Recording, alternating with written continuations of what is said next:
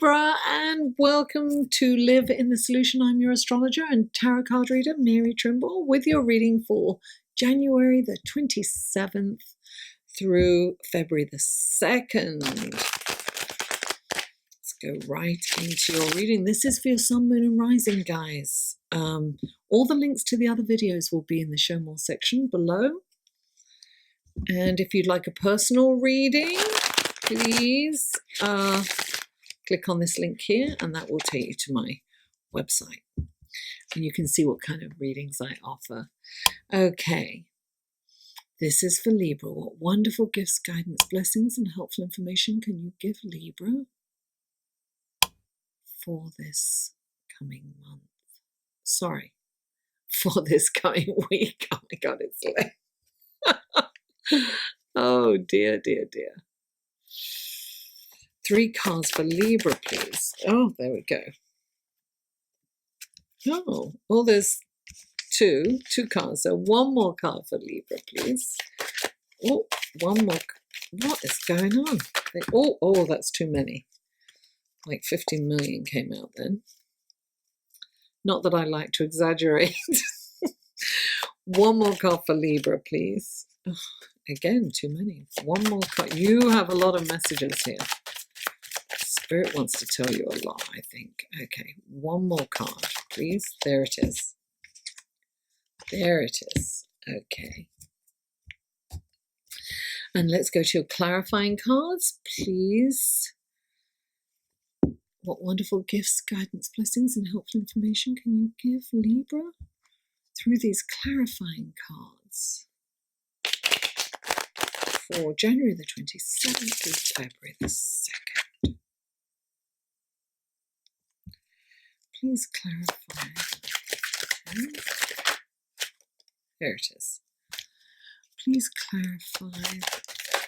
There it is. And please clarify. Oh, too many came out there. There it is. Yeah, I knew that wasn't it. Lovely. Oh my goodness, there is definite crossover here, guys. So check out your sun, moon, and rising. And here are your cards. Okay, Libra, the first card out for you is the Hanged Man, clarified by the 4 of Wands. Then you have the Empress, clarified by the King of Swords. Then you have the Temperance card, clarified by the Knight of Swords.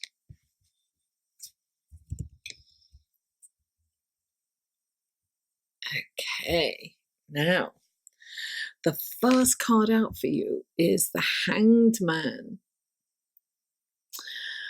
The Hanged Man kind of indicates that look, he's hanging from the tree of life.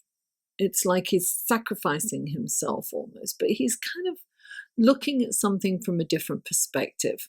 Look, when you look at something from a different angle, it looks totally different. So you're being asked to take your time and look at a situation or a person or whatever's going on for you in a different light. You're being asked to open up your mind and see another point of view, because I think you'll change your mind about it. And, you know, it's a very, look, he's like in a yoga pose. It's not like he's hanging from his foot. And he's just seeing things differently. And clarifying it is the 4 of Wands. And this is a celebratory card. This is things have perhaps come to, like you've finished something. There's a phase of your life that's kind of completed. And this is a beautiful foundation, and it's a cause for celebration, and you want to be with your loved ones and you want to celebrate. And it is a good time to celebrate. And I think it's about taking the time to celebrate and to acknowledge that you've completed something that's worked out very well. It's something that you're proud of, I think. And I really think it's a stepping stone for something bigger. So it's a very nice foundation that you have created. And here we have the Empress. And the Empress is all about, she's pregnant with ideas. She's about manifesting, abundance. She's creating wonderful things. She's like,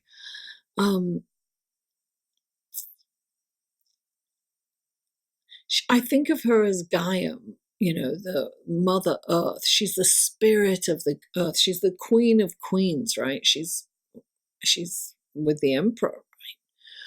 So she is creating abundance in harmony with and in balance with the planet.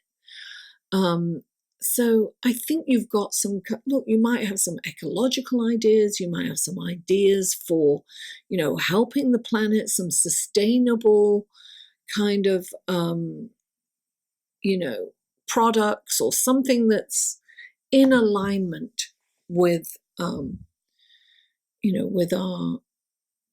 with our environment. I'm really getting that in a big way for you, Libra. So there's something that you are creating. Look, it could be art, it could be, but I feel that this is going to create some abundance in your life. And you've got the King of Swords, and he's all about doing the right thing. So I really do think that whatever it is, it's in alignment with the planet, with Gaia. We have to remember that this planet is our home, and it's a gift, and and it's alive, and we need to treat it with respect. And this is all about, the King is all about doing the right thing for the right reasons. He's about structure. He's karmic. So we have to be don't create any karmic debt. It's do everything for the right reason, for the higher good of everyone. So yes, creativity is connecting with source energy, right? So it's about connecting with the ethereal realm. It's about sticking to the rules and not taking any shortcuts and or doing anything underhanded or nefarious. It's really important to stick to the rules, by the way, this week. No shortcuts. That's what I would say. And a double indemnity on that, because you also have the Knight of Swords here.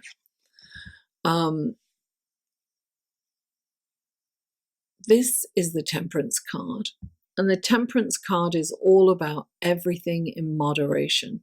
Don't overwork, don't overeat, don't overdrink, don't overshop, whatever it is.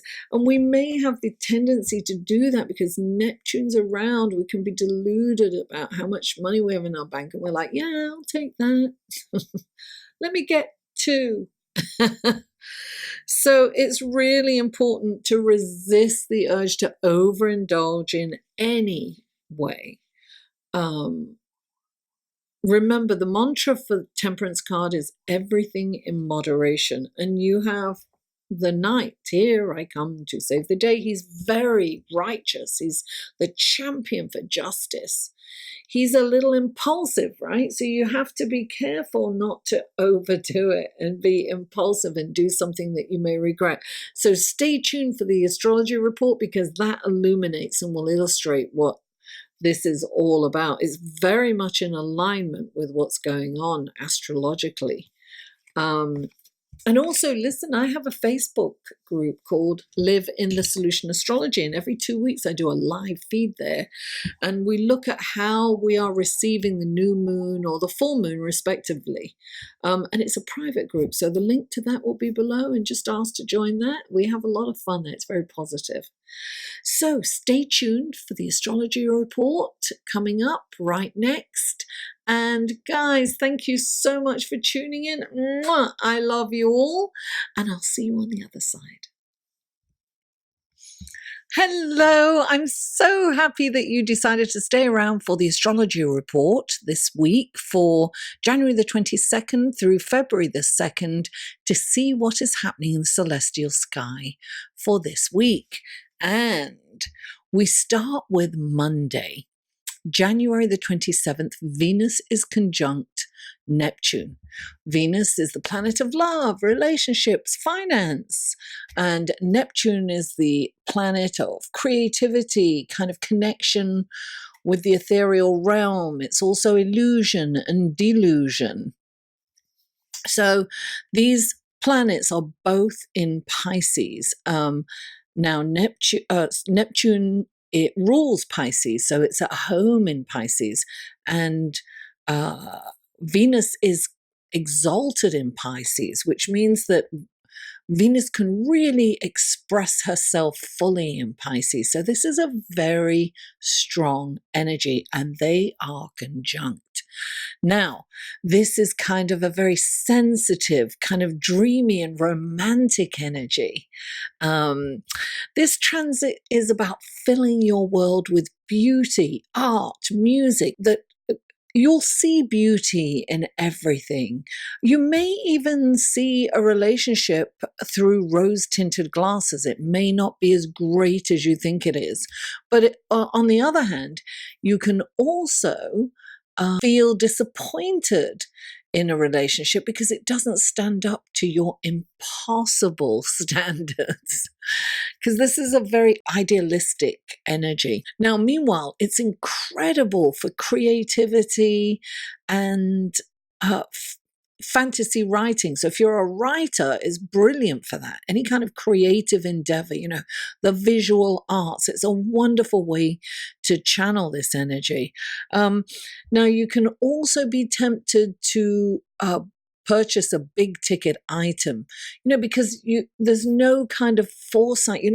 You just see something and you want it, and you may not even consider the balance in your bank account. It's like, oh, get the credit cards out. Yeah. So resist that urge. Run it by someone before you make those purchases or, make that commitment. You may also find it a little difficult to focus at work because Neptune is very kind of dreamy and can take you on these long kind of daydreams, and you can get lost in thought. So a good thing to do at this time is to meditate, because this is a really beautiful way of connecting with the ethereal realm. And I mean, I've been feeling it today. And I haven't been able to focus till it's really late on these readings because I just wanted to think and contemplate and do other things, frankly. On Tuesday, January the 28th, Mars is square to Neptune, which is the very next day at 5:34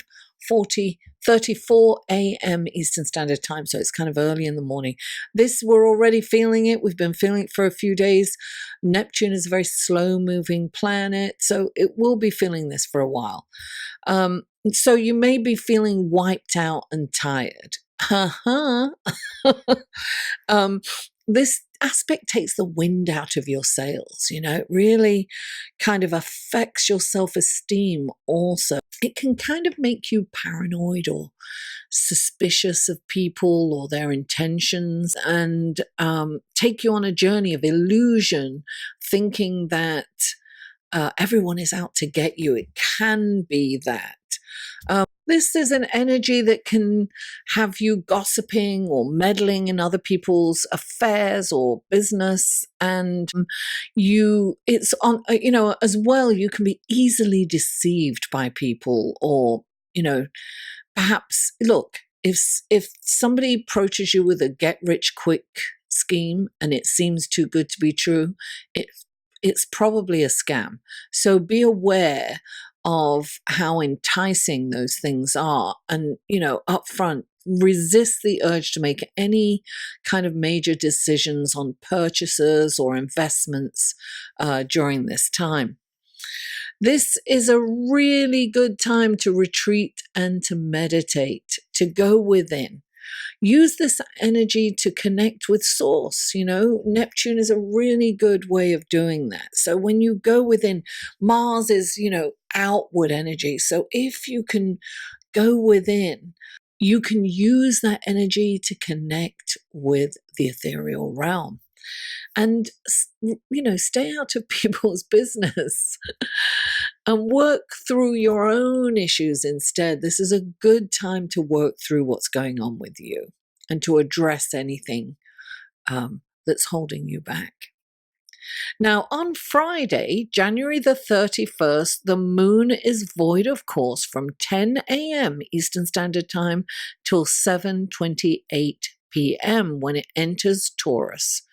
So don't sign any contracts during this time and don't commit to anything while the moon is stationary, because it is just there and it's not moving, it's not getting any kind of momentum. So you don't want to commit to anything during this time. It's very kind of much like Mercury in retrograde energy. Another reason to not purchase anything. You can regret things. Regret purchases or commitments. Anything that you've signed, you may regret it, so don't do that on Friday. Now, on Sunday, February the 2nd, it's Groundhog Day, by the way. Seems really early to be Groundhog Day. Anyway, it is. And Venus is sextile Pluto at 2:07 a.m. Pluto's a very slow-moving planet. It's an outward planet. It's a modern planet. So we are going to feel this energy. And look, it's a beautiful energy because sextile is harmonious, right? So during this time, shallow connections are not tolerated during this transit. Only deep, meaningful connections are fostered, and it's all we have time for. We don't have time for inauthentic or, shallow people. It's really, we want deep and meaningful connections. Now, if you are already committed to somebody, your relationship could evolve to a new plateau. A more meaningful, perhaps even spiritual connection with your loved one. And if you're single, you could fall madly in love for someone and even become obsessed with them. There's a very kind of intense sexual energy in the air, and it is possible to even explore the taboo during this time. Now, as a result of that, clandestine affairs are feasible and are possible. So, yes, watch out for that. Thank you so much for staying till the end of this video, and I really appreciate you. Please don't forget to like, share, comment, and subscribe if you haven't already. And guys, another way to support me is through Patreon. You can click on this link here and go to my Patreon page, and I post things there that I don't post anywhere else. And I want to thank my patrons. They really help me each month. That really helps. And you can support me for as little as $1 a month, which is $12 a year. It's not a lot for you, but it's huge for me. That all mounts up, and I really appreciate your support. And if not, darling, I don't want to push you. That's great. You can check out my Patreon page anyway. And I just want to let you know that I really appreciate you. Thank you for tuning in. Mwah! I love you all, and I'll see you next week.